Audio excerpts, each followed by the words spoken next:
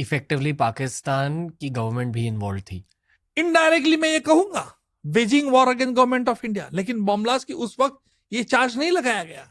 जो elements of Pakistan थे उन्होंने दाऊद इब्राहिम का लॉजिस्टिकल नेटवर्क का फायदा उठाकर बिल्कुल सही, ये बॉम्ब ब्लास्ट कैरी आउट करा। बिल्कुल साजिश शायद किसी और की थी, पर दाऊद इब्राहिम के थ्रू एग्जीक्यूशन हुई। हाँ बिल्कुल, ये प्रूवन दाऊद इब्राहिम को पता था कि वो ये करने जा रहे हैं। हाँ, उसको तो एजेंडा तो मालूम था।